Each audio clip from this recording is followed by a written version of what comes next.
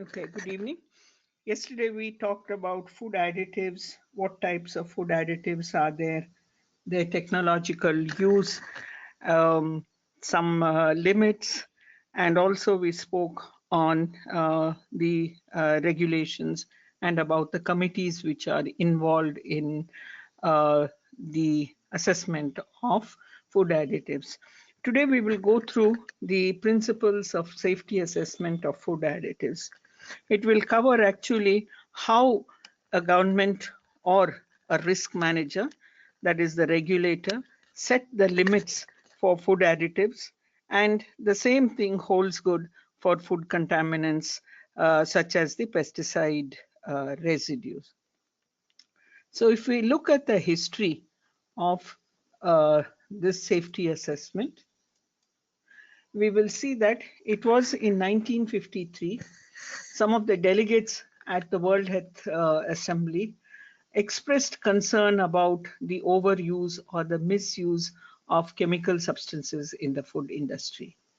And this led to the establishment of the committee JECFA, that is the Joint Expert Committee on Food Additives, which is a joint committee of FAO and WHO. So this committee was started in 1955. This is an independent scientific committee, and the members of this committee, although they are from different nations and different institutions, they are represented as in their individual capacity, not as a member of the country. So the JECFA formulated the general principles for the justifiable use of additives and also developed the protocols for toxicology evaluation and how to conduct toxicological studies. And it was JECFA which developed this concept of acceptable daily intake of what we are going to go through in detail and how we arrive at the acceptable daily intake. So if you look at the legislation of food additives in any country, you will find that the approved food additives, there will be a positive list of permitted food additives. It will also include the technical specifications such as the purity and what it should be. And it also will indicate what is the technological purpose for which the additive may be used. And then you have the restrictions on the use of that food additives, such as the maximum use in food.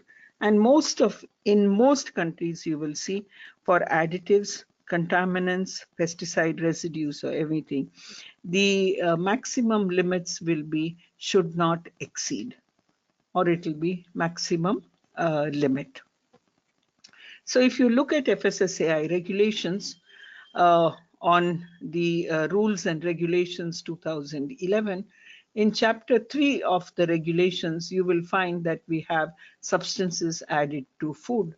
And in that we have 3.1, which is food additives. And food additives listed, the regulations say that food additives listed herein are recognized as suitable for use in foods in conformance with the provision of these regulations and have been assigned an acceptable daily intake. That is the ADI, which is determined on the basis of the criteria that it is safe to be used. Then the list is there. Of course, I cannot put the list because the list is very long, but if you go into the regulations, you will see the list. And the regulations also define the maximum use level. So the maximum use level is defined as the highest concentration of the additive determined to be functionally effective in a food or food category, and it is expressed in milligrams per kilogram of food, or it is in ppm. And also it says that the maximum use level shall not usually correspond to the optimum. So even though a level is given, food business operators have to use the food additive at the good manufacturing practice level. That means typically at a level which is just sufficient to give the technological um, property that they want for the food. And under the maximum use levels, the regulation also says, unless otherwise specified, maximum use levels for additives in the tables are set on the final product as consumed. So it is the packaged food or the food that is available to the consumer. The limit in that is what FSSAI or any regulator or a risk manager sets. So now if you think also under the same regulation, the good manufacturing practice for food additives has been described. And it says it is the quantity of the additive added to the food will be limited to the lowest possible level necessary to accomplish the effect. So what it means is that you do not add more than what is required. And also as per GMP, you have to try and reduce it to the extent reasonably positive. It also says the food additive should be of food grade quality and it will be handled in the same way as a food ingredient, just like a fat or oil or water. And then if you look for each of the food additives, the colors, the sweeteners, etc., the standards have been prescribed. So here I'm showing you the standard which is prescribed for colors, which comes under the regulation 3.2.1. So this is for tartrazine. It gives you the common name, the synonyms for it, the chemical name, the CAS number, the chemistry, the molecular, the empirical formula, the molecular weight. These are all some of the physical properties of it. And then coming to the purity, the table continues and it says it should conform to the following specifications. So here you're given the purity, etc. So it says the total dye content should be 87%. It says the loss on drying should be not more than 13%. It also gives you what the ether extract should be. It tells you what the levels of the heavy metals should not exceed. So lead, it says, should not exceed 10 ppm, arsenic 10 ppm, and the other heavy metals about 10 ppm. So for all the food colors and for the food additives, the purity and the specifications have been given in the regulation. And then the use, the maximum use of in different products is given from table 1 to 16. So here I've just taken table 4, which is for fruits and vegetables. And as I said, the food additive tables are based on the Indian Food Code and not on the standards that are given for different foods. So here you have of thing, you see no additives are permitted for fresh fruits or untreated fresh fruits. For surface treated fresh fruits, that is, the fruits that you buy in the market where they are coated with wax. So here the uh, additive, the INS, the additive name, the INS number, that is the international numbering system, and the recommended maximum limit. That means it cannot exceed this limit. So you see all the limits are given. So it continues. And now you see in fresh fruits and the cut fresh fruits, untreated, no additives upon. But then when you come to processed food containing fruits and vegetables, they are allowed. So jams and jellies and marmalades, which come under fresh fruits and vegetables, you see sweeteners are allowed, colors are allowed, preservatives such as benzoate are allowed, again color, and all the other and then chelators such as EDTA, etc. The A very essential part of this table, and which helps the food business operator, is that it is in alphabetical order. So therefore it is easy for both the food business operator and the regulator to find out the level. Earlier, it was not in alphabetical order, and so it was quite difficult to read the regulation. So if we go back and see, in the case of food additives, you will see that all these three, that is the legislation, the positive list, the technological purpose for which, and the restrictions, have been taken care of in our in the food safety and standards regulation, rules and regulations 2011. Now, how did they arrive at these levels? That is 200 ppm, 1000 ppm, 360 GMP. So how do these numbers come? Is it that the numbers are just put? No, there is a scientific way of giving these maximum limits. So it all goes back to the father of toxicology, who was responsible for actually establishing the basis of the modern study of toxicology. And this was Paracelsus in the 16th century, who said that all substances are poisons. And that is very true, because there is none which is not a poison. The right dose differentiates a poison and a remedy. So an example is chocolates may be safe, but if you overeat, instead of eating 100 grams, if you eat a kilogram or two, you know that it is a poison because you get sick.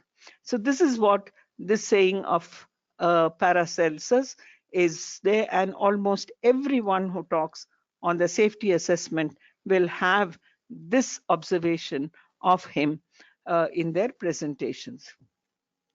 So how is the human food safety evaluation done?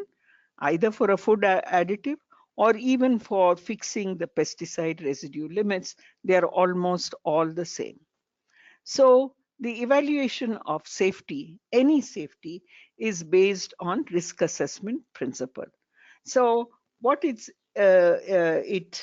means is that the risk depends on the hazard, that is the nature of the hazard, and the amount you are exposed to.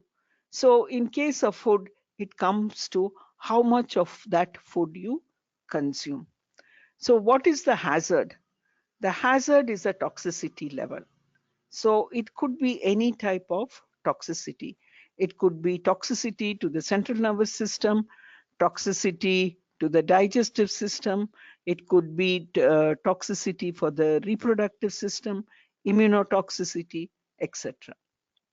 Exposure is how much of the food that you are eating will contain that particular food additive. And the only way we can get this data is by going through the consumption, collecting the consumption data. So to mitigate the hazard identified in the safety assessment, okay, it can only be done by controlling the exposure. So how is the exposure controlled? You give a limit. Say that it should not exceed 100 ppm or 200 ppm.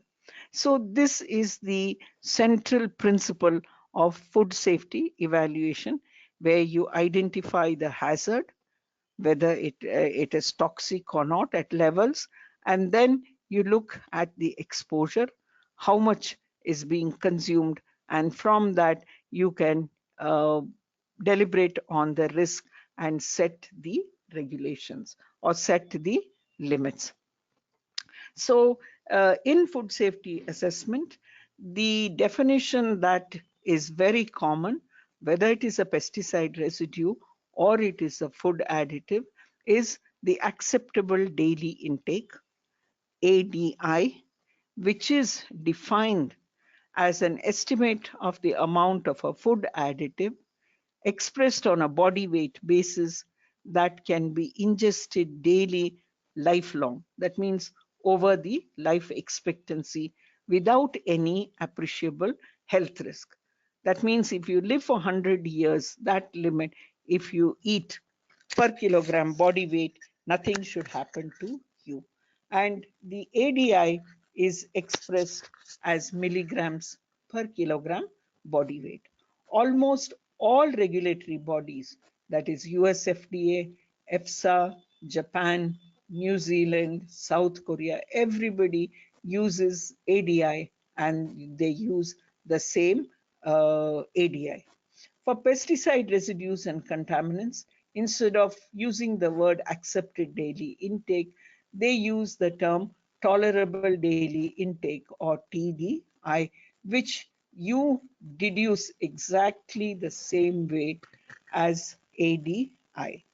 So ADI is derived based on understanding the toxicity of the food additive, which is based on toxicity evaluation data carried out by in animals, doing the toxicity study in animals, then extrapolating it to the humans by incorporating a safety factor. Because we cannot get human volunteers to participate in the toxicity studies, and neither is it ethical to ask humans to participate in toxicity studies. So, in getting arriving at the risk assessment, you have that in risk assessment, the particular hazard that we are looking at, the toxicity, is exposed at a given exposure level, duration and timing within the life cycle, and if so, the magnitude of any risk is estimated. And risk management based on the risk assessment may involve reducing the levels, or if there is no risk, it can also involve enhancing the levels, permitting higher levels of the food additive. So if you look at the process of risk assessment, it involves hazard identification. That means here in this case, it is the food additive. Then we go about the hazard characterization, the finding out the extent of the hazard, then looking at the exposure, so how much of food is consumed by the population, and taking these two into consideration, doing the risk characterization. That means recommending the approved limits, and then you leave it to the risk managers, that is the food regulators such as FSSAI or EFSA or US FDA, to incorporate the limits. So in the hazard identification and characterization, a battery of tests are done to define the potential harm at different stages of the life cycle. And the most adverse effect on analyzing a dose response to define what we will see is the no observed adverse effect level or no observed effect level.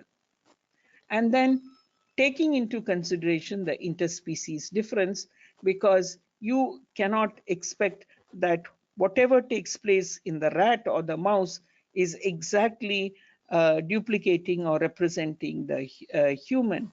There is interspecies variation, and giving a factor, a safety factor, the possible ADI is calculated. The exposure assessment, as we will see, involves calculating the daily intake, characterizing, and then finding out whether the daily intake of the particular food is above or below the ADI. If it is below the ADI, it is safe for consumption. So this is how the risk assessment and risk management works. And the central dogma of this is in estimating the ADI and looking at the exposure. So how is ADI derived? So the derivation of ADI is a specific form of the risk assessment. It defines exposure limits below which no harmful effects are expected to occur. That means below ADI, whatever food additive you consume throughout your life, whether it be 90 years or 100 years, it is expected that no harm will come to you. And ADI is derived based on our current understanding of the mechanisms of toxicity, and there is a threshold for most types of the toxic effects. So what is a threshold? A threshold is the level of intake below which no effect is produced, either because the substance has no effect or its body's hemostatic mechanisms have reversed any effect that it is seen. So a threshold is again a numerical marker below which you expect that there is no observed toxic effect. So the ADI is actually derived by what is known as a dose response relationship. So the name itself, or the title dose response, is to see what is the effect of changing the dose, and by increasing the dose you look at the response of the toxic factor. And it is assumed that at some dose in the study, there will be and there is likely to be some harmful or toxic effect based on which you can now do the ADI. So the codex has defined the hazard as a biological, chemical, or physical agent with the potential to cause an adverse health effect. But this is a very common term because it says adverse health effect. So what is this adverse health effect? So experts have come together and have put together terms to describe the adverse health effect. And it is not that for one food additive, there is only one adverse health effect. One food additive can have more than one adverse health effect, and it could be that at low doses the adverse health effect too is not seen, and only at very high doses the adverse health effect too is observed. So the chemical substances are associated with several hazards, and each one of them, if observed, will be considered independently. That means separately. So toxicity testing is quite complicated. It is not as simple as we talk because it involves identifying what are the pathways, the toxic pathways. So when you ingest the food additive and it goes into your body, where it is absorbed, how it gets into the bloodstream, what are the metabolites of that food additive, and how is it excreting. So we need to know the complete metabolic pathway of that. For that, we need to know the complete structure of the food additive in detail. Then you have to carry out this dose response study and extrapolate it to the humans. And then you need to find out the population and exposure data. And from that data, you then correlate and calculate the ADI. And this toxicity testing involves a battery of tests, which include single dose testing, repeated dose toxicity testing, genotoxicity, reproductive toxicity, developmental toxicity, immunotoxicity, teratogenicity.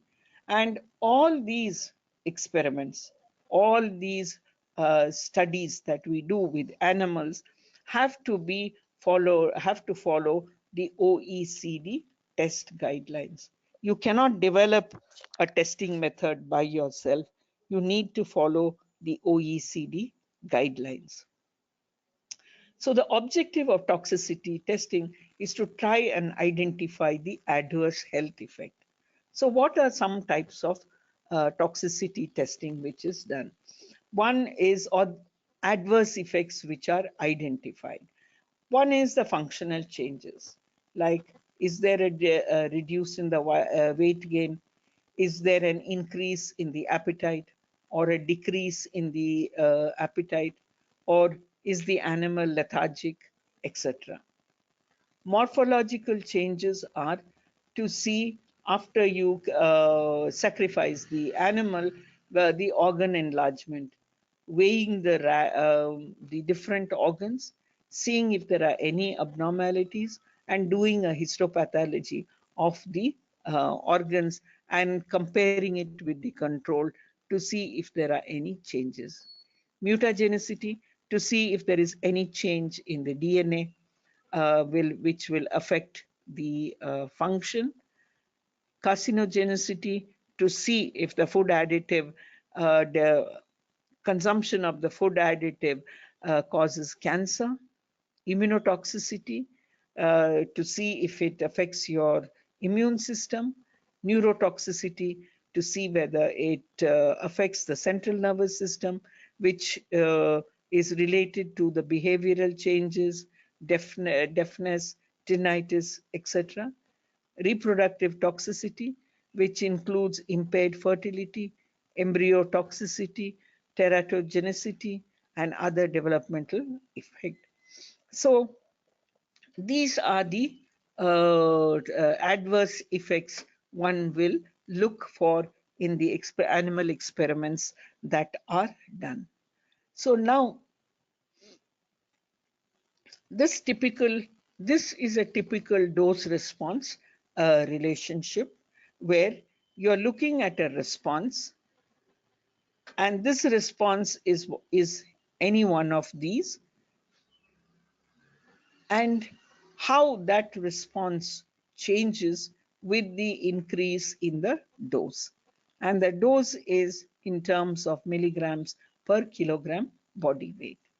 So now in this graph, what you see is that there is no toxicity observed up to a point of between C and D. So A to C, we see that there is no toxicity, and these are the lowest doses, because if you see, this dose is quite low. Now point C over here represents the threshold, because that is where you see the graph starts. So the C represents threshold, which is between the doses that have no effect and a dose which has effect. So this is a dose which has effect, and this is a dose which has no effect. Now, as the dose is increased from C to D, you will see there is a slight increase in the response. The response is small.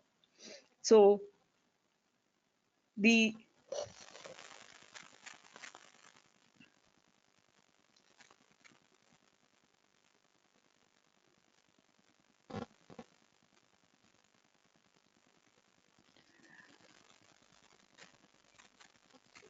So you will see now that that means the number of individuals who are affected, number of individuals here means the number of animals who are affected is very low, and it represents the most vulnerable group. Now, as the dose is increased from D to H, you will see that the response is enormous. Okay, the majority and eventually all of the individuals, that is the exposed population, will be affected. So the severity of the response increases as the dose increases. So this is what is known as a dose response relationship. So here that means the animal is fed with a different dose of the food additive according to its body weight.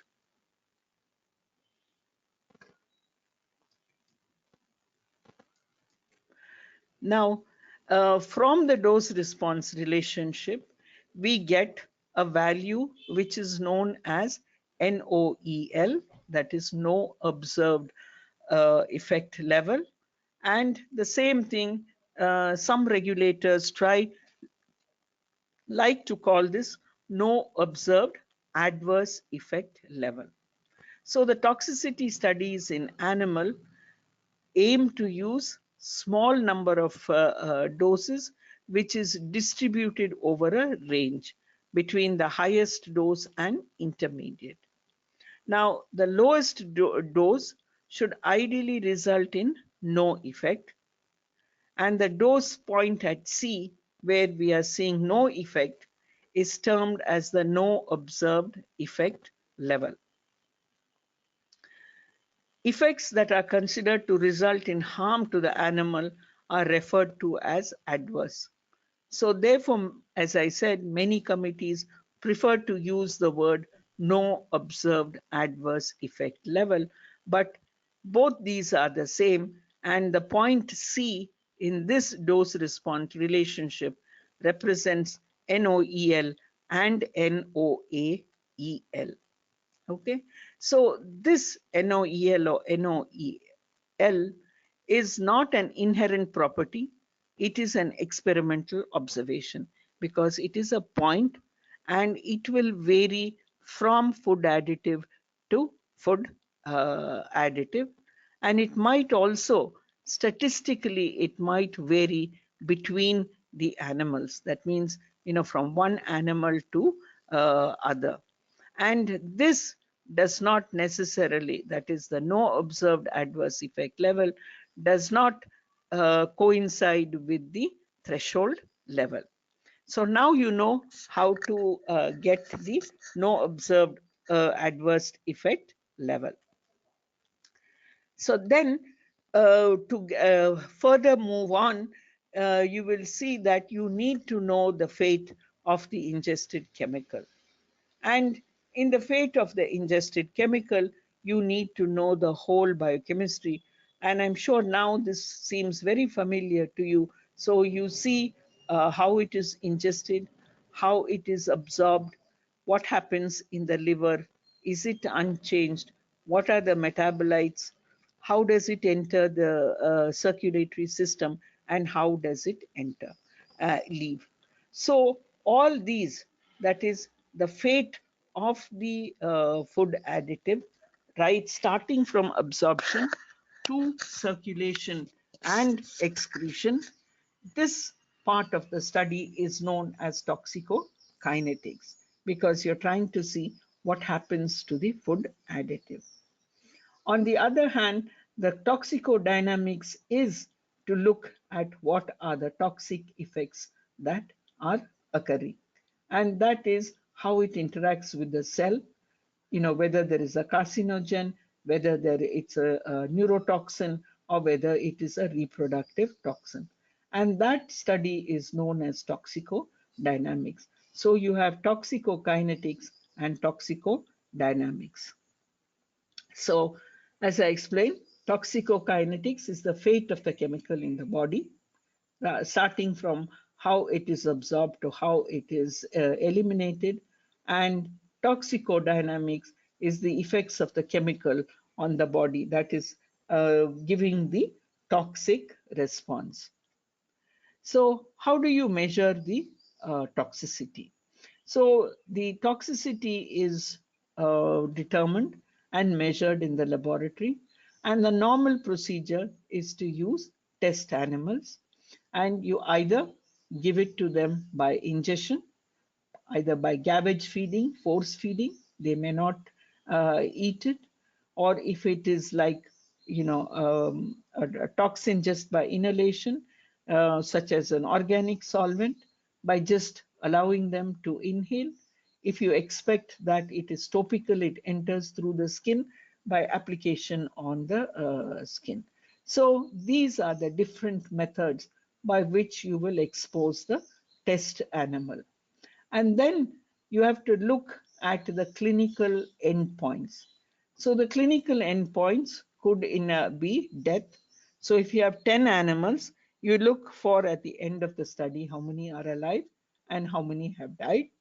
If you're looking at the teratogenicity, you have to look at different gestation periods, and you have to see if there are any birth defects. If carcinogenity, you have to look at whether it can cause cancer. And if you're looking at mutagenicity, you have to be able to cause the change, look at the change in the heritable DNA. So how will you do this? Because you always need something to compare with. You will see that in an animal study, you will have the control group and you will have the experimental group. And in the experimental group, you may have groups which are taking the different dose. So you need a large number of animals to carry out the toxicity evaluation. And now with the restriction, because of the prevention of cruelty to animals, many laboratories were finding it difficult to carry out the safety evaluation, because the number of animals used in a safety evaluation or toxicity evaluation study have to be reduced as far as possible. But you cannot reduce it to numbers that would affect the endpoint, because you need to get results which are statistically significant. So in those cases, you cannot reduce the number of animals in every group. So the toxicity studies are conducted in laboratory animals, mainly rodents, which are bred specifically for the purpose, so that you do not see any variability, or the changes in the observations that you are seeing should not be due to the genetic makeup of the animal. It should not be that the animal is sick or it's infectious, and so on. There should be no uncertainty. So therefore, the animals which are used for toxicity evaluation are bred specifically, and they have a defined genetic strain. So when you see the materials and methods in any toxicity study, you will see that the strain of the animal is defined. The animal has to be free of infectious agents, and the animal must be housed in conditions where the environment is so super, that no change, that even small changes in the environment will not affect the study. So sometimes, they live in better conditions than us. So all the conditions in all aspects of their care, which include hygiene, which include the caging and the bedding, the diet of the animals, the purity of the drinking water that is given, the temperature of the room, the humidity of the room, and the light cycles and atmospheric conditions. So even the light, because rodents are most active in the night, so you see they have to be given the light in the night, and they should be in the dark in the day. So all these aspects have to be taken off to have a toxicity study which has no flaws. So there are very stringent controls also to be maintained, especially as I said, is the environment and the genetic control of the animal. And these stringent controls that we use actually reduces this background error due to variability of the animals, or due to any effects which will happen. So any effects that occur should only be because of the food additive and not because of the other condition. So statistically significant differences between the effects of different doses can be seen using groups of small numbers of animals. When we mean small numbers of animals, it is between 5 to 10 and usually 10 animals.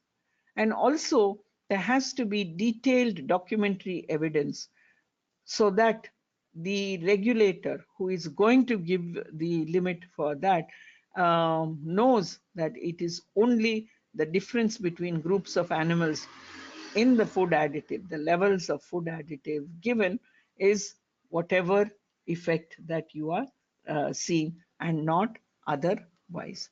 So for this, most of the facilities, I just go thing, most of the facilities have to be certified, and they need to be under the good laboratory practice.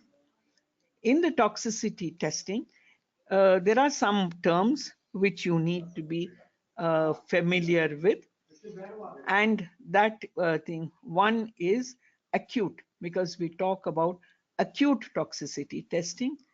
What this means is it is giving a single or a short-term dose of a chemical, and if toxic symptoms are expressed, they are referred to as acute toxicity.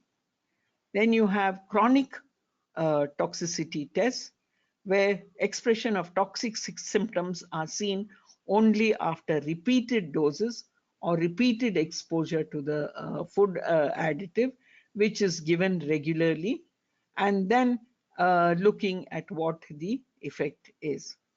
If the toxic symptoms are expressed, they are referred to as symptoms of chronic toxicity.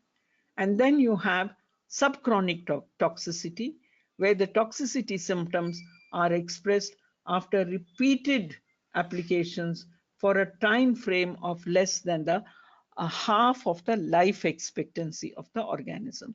So if the life expectancy is 5 years, this study, is the subchronic study is to be done for that many years, and so you have to see at 2.5 years what happens. Okay, but more often than a single dose or multiple doses. If toxic symptoms are expressed, then they are referred to as subchronic.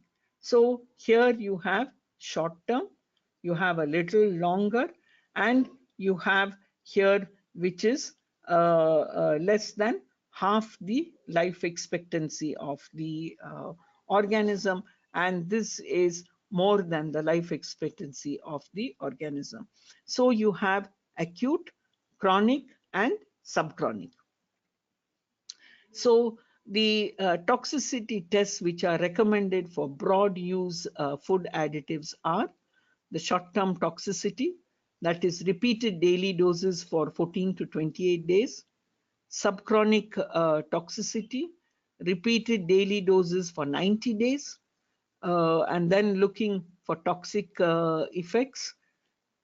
You have chronic toxicity and carcinogenicity, which is repeated daily doses for 2 years in rodents, providing the data and using it for ADI. You have genetic toxicity, which are short-term tests, and then looking at what happens to the DNA. The endpoint is DNA. The reproductive and developmental toxicity is using repeated daily doses, just like a short-term toxicity, during and after gestation. Okay, that is during and after gestation, to determine effects on male and female fertility and on the developing fetus. And this is not done with a single generation, it is done with a multiple generation, and it is done in more than one species. So it could be done in the rat as well as in the mouse. Then you have immunotoxicity, where you're looking at the investigation of the immune response, and this can generally be done in the rabbit. And then you have neurotoxicity, looking at what happens to the nervous system. And for neurotoxicity, we use both short-term as well as subchronic toxicity. So you see over here that either they use short-term, subchronic, or chronic, and the adverse effect can be different.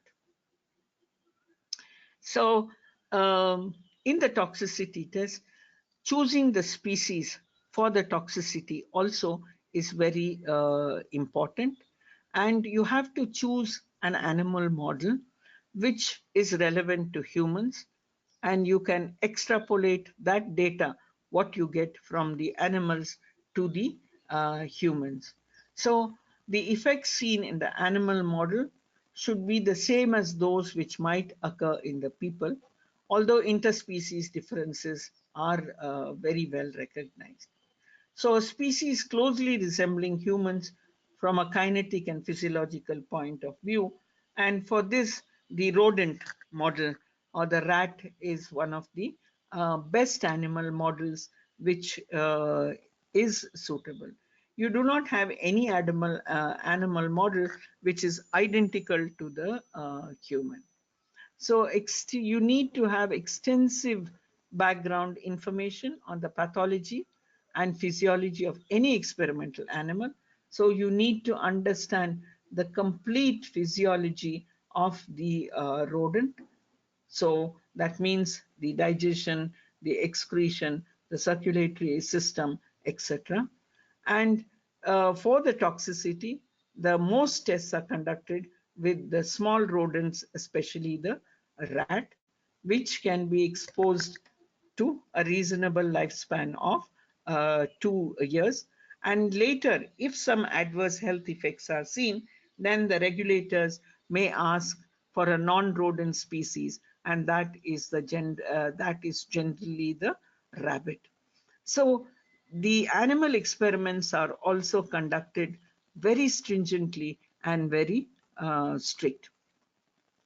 So those who are doing the toxicity testing of food additives and chemicals, etc., they have to follow good laboratory practices. The laboratory must be in compliance with GLP, and GLP is a quality assurance scheme, just like ISO 17025 or ISO 9000. It defines the standards relating to the management structure, the personnel, the training, the laboratory maintenance, the laboratory environment, etc. It defines standards on how to conduct, record, and report all aspects of the study. And GLP quality assurance is common throughout the world and it is internationally accepted. So if a safety evaluation is done in a GLP facility in India, it will be accepted by other countries, but the laboratory must be accredited by the appropriate national regulatory body. So this is a quality assurance system indicating that the safety evaluation is done according to the um, uh, following standards without any falsification of the results. So in India, the GLP accreditation or GLP certification is given by the Department of Science and Technology, that is the National GLP Compliance Monitoring Authority, which is established under the Department of Science and Technology. And this NGLP compliance, you can get all the information required for good laboratory practice assurance or certification, and it gives you all the OEC guidelines for testing of chemicals, how the test facility should be maintained, how many test animals should be used, etc. And the application form also is online with the National Good Laboratory Practice compliance under the Department of Science and Technology. So now we have seen what type of tests have to be done, what type of animals that have to be used, and what quality assurance should the laboratory be. Now the toxicity experiment has started, and you need to actually identify what your endpoints are. That means in the dose response relationship, what is the response that you are going to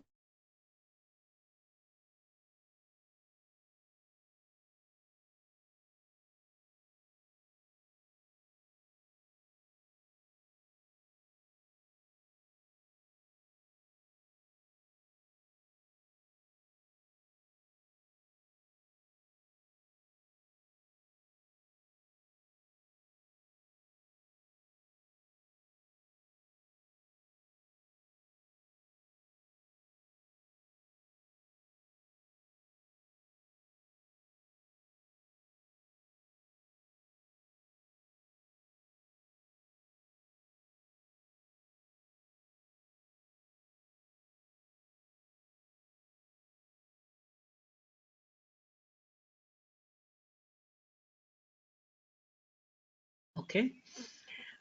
So we need to, as I said, we need to identify the endpoints. Now, when you come to general appearance and behavior, this is a very arbitrary, it's a very arbitrary endpoint, but one can use the monitoring of food consumption. So how this is done is the food is given to the animal in the cage. It is allowed to feed ad lib, and then when it finishes feeding and it's resting, that food is reweighed, and so you can monitor the food consumption. You can also monitor the weight gain by measuring the weight of the animal. We have special balances which can weigh the animal. And then at the end of the study and interim points of the long-term study, you can actually cull few of the animals and do an autopsy and record the morphological changes of the viscera. You could weigh the major organs of the body. You could do biochemical assays of the blood, and you could also do histopathological staining and look at the histology of the various tissues. If any animal is found to be suffering during the course of the study from anything beyond what is known, an autopsy must be done and you have to establish the cause. So finding out the endpoint also is very important for the dose response relationship. And then from the dose response relationship, we have seen that you can calculate or you can get the no observed adverse effect level. So the toxic effects produced by approved food additives would show a threshold, meaning that the effect only occurs at intakes above that threshold. So establishing an ADI will actually commence with identifying the threshold. This threshold is very important in all aspects of even instrument analysis, where you have to apply the threshold to show that below the threshold, no changes have occurred. So a large number of animals would be required, and also a large number of doses would be needed to be certain of having one close to the threshold. So the value of an experimentally determined threshold is affected by the sensitivity of the available techniques for measuring the adverse effect. So if you use techniques such as the food consumption data or the weight of the animal or the weight gain or loss or even the weight of the organs or the blood biochemical analysis of the blood, these endpoints are very sensitive and you can measure the adverse effects.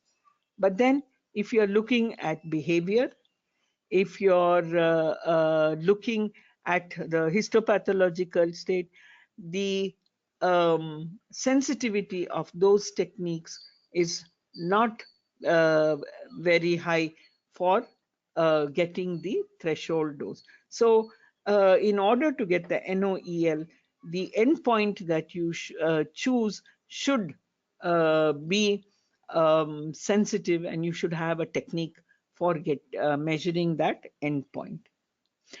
Nowadays, of course, if it is a cancer, we can always measure the tumor factors, etc., which will tell us whether a tumor is developing.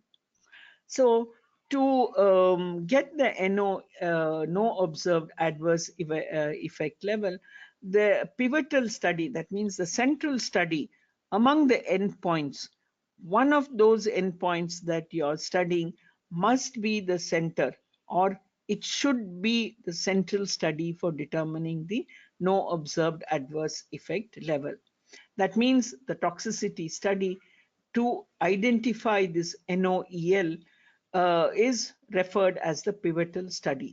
That means one of the studies which has a very sensitive assay, must be the study that you use. You could use several endpoints, but you should have one endpoint which will tell you which you are very sure about the effects.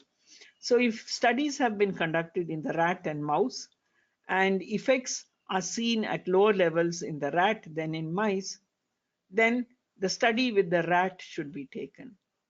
If you see lower levels with the mice, then the study with the mice should be taken. The exception to this rule is when sufficient data are available to demonstrate that the most sensitive species is not relevant to humans. This would normally be supported by human data. An example might be if the rat produced a toxic metabolite, and we know that this toxic metabolite, it is impossible for the human to produce, then the data that you observe, like even if you see a higher level in rats, then you can take the rat study. So the pivotal study is frequently the chronic bioassay or the multi-generation study. So here, to explain this about toxic metabolite, in some insecticides or herbicides, it is seen that it affects the molting of the insect. Now, if that is an endpoint and you see there is a difference between the mice and the rat, we know that in the humans, molting doesn't occur because that physiological process is not there. So therefore, you can still take the data of the rats as against that of the mice. So you have to know whether that endpoint really occurs in the human or not. So when attempting to use these results of the animal tests to predict the risk to people, there are two types of variability. One is the interspecies variability, that is, the rat is very different from the Homo sapien, that is the interspecies variability. And the second is the intraspecies variable, that even in humans, between two groups of a population, there is a difference and we react differently to different chemicals. That is known as inter-individual variability. For example, the intraspecies variability could be that of the South Indians and the North Indians and their sensitivity towards a particular chemical. A best example, a good example is maybe the sensitivity to, say, red chilies. So, in Andhra, they can tolerate any amount of red chili, but the same amount of red chili in a food cannot be tolerated by a population, say, in Karnataka. So, this is the interspecies variability or the individual variability, means that is within the species, intraspecies variability. Now, because you have these type of variabilities and thing, many of the experts have said, how do you extrapolate the data to humans? And questions were asked on how you would extrapolate the no observed adverse effect level in animals to that of humans. So for this, the experts have taken several uncertainties into consideration, and they have said that the accepted daily intake can be derived from the no observed adverse effect level by introducing a safety margin. So this safety factor or the safety margin could be introduced, one for the interspecies variability, that means extrapolating the data from animal to human, and the other one is the intraspecies variability, that is within the human population. And so that is internal genetics, gender variation, disease. In terms of external, it could be the nutrition that you take, if you're on drugs, if you're taking alcohol. And Here it is, the variability is from animal to human. So here the prediction effects at low doses based on the studies conducted at high doses. So the experts in JECFA suggested that they use a safety factor, and this safety factor would provide an adequate margin of safety for the human consumer. So what was this safety factor? They gave a safety factor of 10 for the interspecies variability, and another safety factor of 10 for the intraspecies variability, and the safety factor was 10 into 10.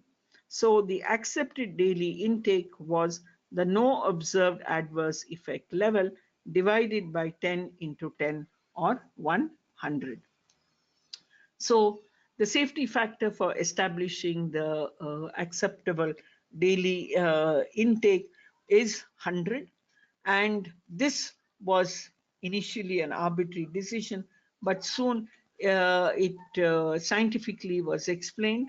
A factor of 10 for interspecies differences, and a factor of 10 for human inter-individual differences based on the differences in the toxicokinetics or the tissue sensitivity. So ADI now can be estimated if you know the no observed adverse effect level. So no observed adverse effect level divided by 10 into 10, or divided by 100, is the acceptable daily intake. So now this acceptable daily intake is the milligrams per kilogram body weight per day that you can consume over your lifetime, and it will be safe, and there will be no observed uh, toxic effect or adverse effect. Now, in this ADI, there are several hidden safety margins. The no observed adverse effect level is normally lower than the threshold because of the wide spacing between the dose levels, as you, if you recollect in the dose response graph. The assumption that humans are tenfold more sensitive than sensitive animal species is a worst case scenario. Multiplication of the inter and intraspecies factors is another worst case scenario. And the commonly performed methods for intake estimation are generally overestimations. And changing dietary pattern means that even an individual with extreme dietary habits is unlikely to have high intakes. So in addition to 10 into 10, there are several hidden safety margins as explained over here. So now what happens if you or me take more than the ADI? That means if our intakes are more than the excess of ADI. For example, some individuals may regularly consume very high amounts of a particular food type, resulting in greater than expected intakes. A best example is diabetics, because they cannot consume sugar. If they consume carbonated drinks containing artificial sweeteners with additional use of tabletop sweeteners. Or in a second condition, if the foodstuff contains more than the permitted level of the chemical, what happens? Is this unsafe? No. JECFA has concluded that because of the safety factor and the hidden safety factors that are there, the overt safety margins for such types of excess intake will not cause any harm. So the conclusion is that the likelihood of harm occurring will depend on the duration and the magnitude of excess intake in comparison with the specific toxicological data. The US FDA uses or has defined what type of testing has to be done for different food additives. India and other countries generally follow what JECFA gives. So the US FDA has got a red book for safety, and the red book of it defines levels, different levels. That is the CL, which is the concerned level. And if you look at the concerned levels, in that you have the low toxicological potential. So the concerned level is like very low, between 12 ppb to 50 ppb. And then you have the concerned level 2, which is from 50 ppb to 1000 ppb. And then you have concerned level 3. So the green is the low concern level, the yellow is the concern level, and the red is the high conserved level. So based on the additive, it is classified into CL1, CL2, or CL3, and the toxicological potential is looked at, and US FDA actually gives a recommendation of which are the toxicological tests to be done. Unlike JECFA, where it takes into account that toxic, because you determine the endpoints and do it. So the for concerned level, very low concerned level, you see only genetic toxicity tests and short-term toxicity tests with rodents are required. If you look at an additive which is in the concerned level 3, all the tests are required: genetic toxicity, short-term toxicity, subchronic toxicity with non-rodents, 1-year toxicity with non-rodents, chronic toxicity with rodents, carcinogenity with rodents, reproduction with studies, developmental toxicity, metabolism, and pharmacokinetic thing. And for the concern level 3 also, it suggests that human studies have to be done. So they have defined for the different food additives what type of toxicological tests must be done. And now, to characterize the risk, you need to know the exposure. That means how much of these food additives is a human consuming. And a food additive is considered safe for its intended use if the total human intake is less than or similar to the ADI. So say the ADI for a sweetener is 1000 milligrams per day, and if you are consuming, even if you have taken 2 or 3 carbonated drinks, and the food additive is in it is about 450 ppm, then it is safe. So the exposure assessment, uh, the regulator, when making or coming up with the standards, they have to do a survey on the exposure. That means to see how much of the population is consuming the food additive, and how often do they consume, and what is the level of consumption.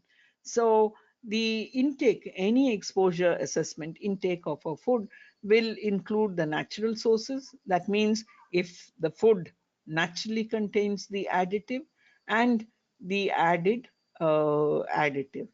So an accurate estimate for this exposure assessment will you need to have information on all the food in which that particular additive is contained.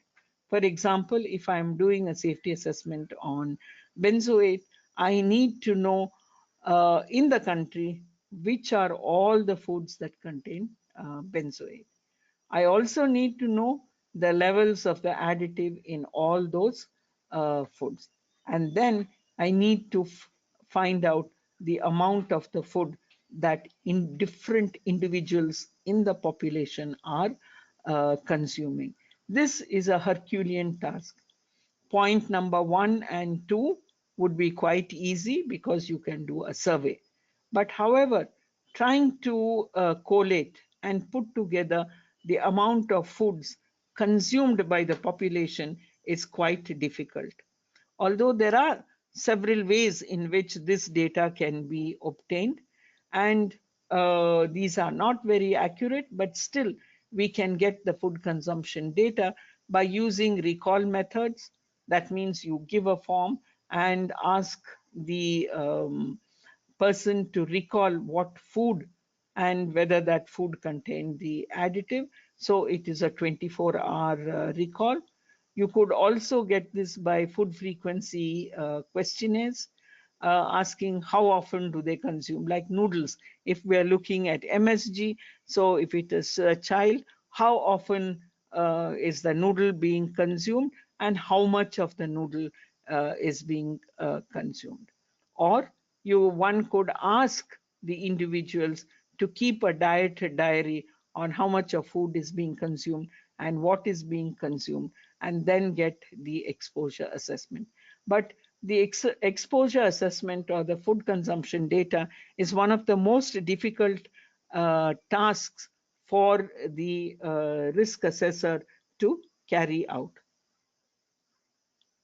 So the duration for this exposure is also very important.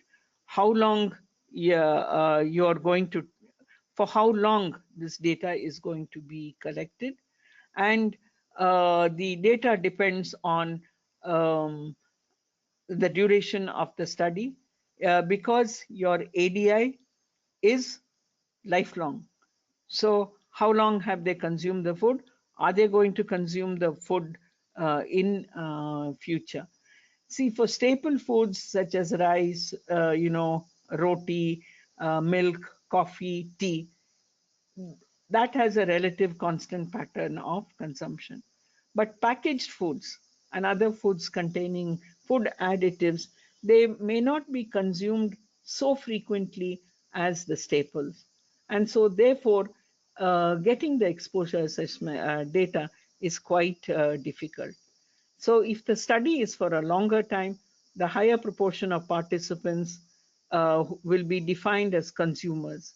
But if the consumers do not consume that food every day, their average daily intake over the study period will be reduced. So, say in 7 days of the week, only on 2 days you consume noodles. So, the average daily intake would be 7 divided by 200.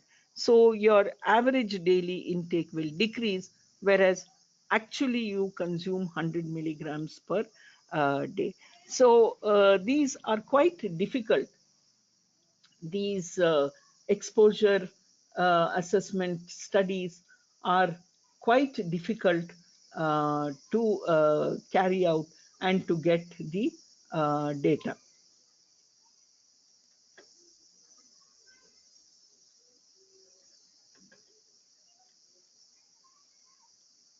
So finally, the last step in the risk assessment is the risk characterization. So now we have got the hazard characterization by carrying out and getting the value of the acceptable daily intake. You have got data on the exposure assessment. Risk characterization is an iteration between the two. So, risk characterization is a stage of risk assessment that integrates the information from the exposure assessment with the hazard characterization into an advice suitable for use in decision making. That means from this data, you have to come out with a limit and provide the regulator with that data and advise the risk manager to take the form. Either it should be a quantitative estimate of the magnitude of risk. So this could be either that you have done the risk assessors have done their job, and you could recommend to keep the maximum levels at the ADI, or if you find that there is no risk, the exposure is very little, then you may even advise or recommend that the levels have increased. So a very good example of this is the use of colors. Earlier in the PFA regime, the colors were, the limit for colors were 200 parts per million, and it included all the colors in the food. But now if you look at the regulation, you can add more than one color, and the maximum level of usage is given for each color. So now you can have more color because it is known from the exposure assessment data, especially this was done in India, and it is seen that the exposure was far less than what was taken earlier. And so therefore, these limits have been seen. So that is what a risk assessor does, or a risk characterizer does. He advises the risk manager, that is the FSSA or the regulators, on the particular levels of exposure that would be without significant adverse effect. That means setting a guidance value such as the ADI. So that completes how the safety assessment of food additives is done. A very similar procedure is adapted for pesticide residues or any chemicals, and the same thing also is used for environmental monitoring to look at the hazard of the chemicals.